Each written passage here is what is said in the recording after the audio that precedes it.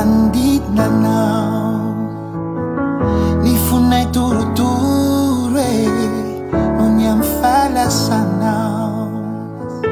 Va omaly anao no teto, va miaraka ny sakafo. Androany anao ny ampite ho any amy toerana avo. Zay fa miakatra ro tsiaro, mibosesika tondo, tavakojan-dranomaso. Zay le fiainana fa hoaizamo.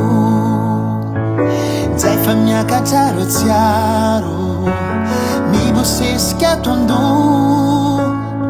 tavakojan-dranomaso. Zay le fiainana fa hoaizamo. Kamandra piaone, fa tsy hoe mandraky izay. Mbola eo na ny isike, raha izay latry ny ray. Zay kiosandroso, fa tsy manadino anao. Manantena sy matoky, ahitindray le tsikitsikinao.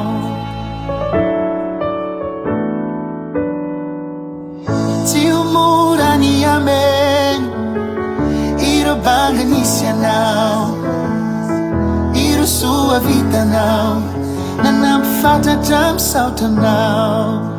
Ka naizanaiza ho agy anao tsy adino, mankahirainy mahatsiaro anao.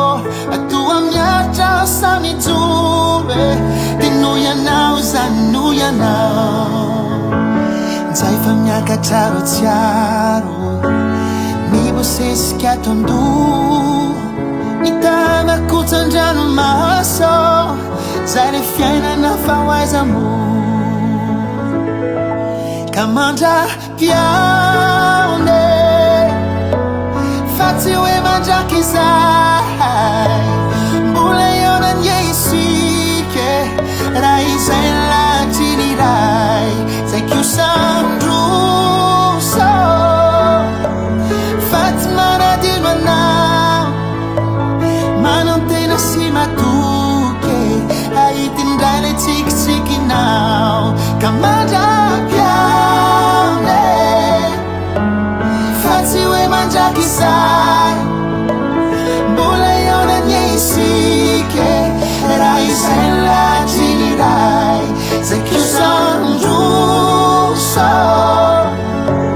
fa tsy manadino anao. Manantena sy matoky, ahitindray le tsikitsikinao.